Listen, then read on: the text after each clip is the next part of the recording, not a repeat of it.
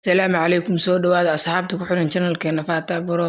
fadlan haduu muuqaalkan soo gaaro like garay channelkeena subscribe saaro muuqaalkeena maanta waxaan uga hadlaynaa sidee loo ogaadaa in Facebook-gaaga profile-ka lagu isticmaalayo ama meel kale laga isticmaalayo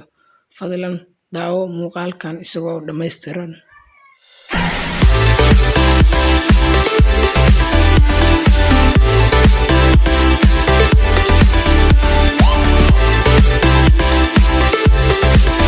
soo noqod wanaagsan asxaabta ugu horeen waxaan galeynaa Facebook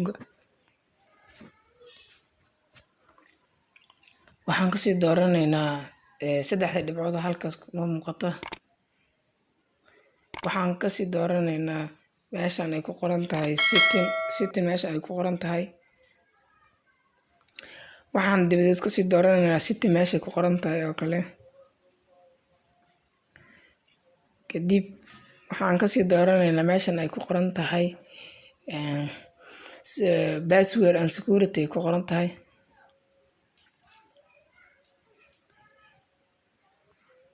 halkan waxa ka ogaanaysaa dadka halkan waxa taabanaysa ay ku qoran tahay sel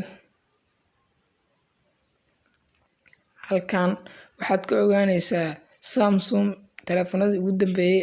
ee lagu isticmaalo Facebook-gaaga waana ka delete gari kartaa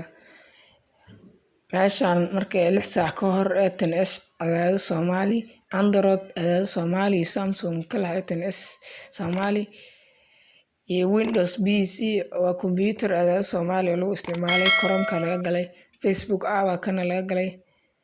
kan ujeedo kii hore SNS adaada ku qornay 6 saac ka hor Messenger laga galay kana Facebook-gaaga laga galay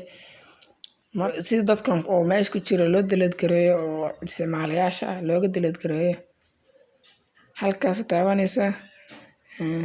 meeshan ay ku qoran tahay log out baa ku dhufanaysaa log out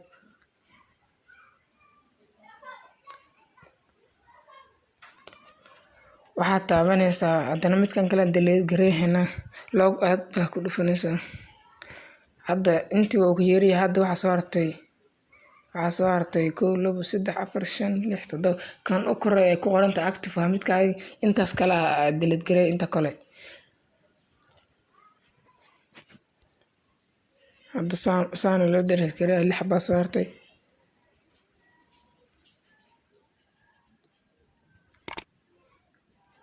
asxaabta saan loo delete gareey fadlan haddii aad channelkeena ku cusub tahay subscribe saaro muuqaalkan hadduu soo gaaro like gareey channelkeena ku soo biir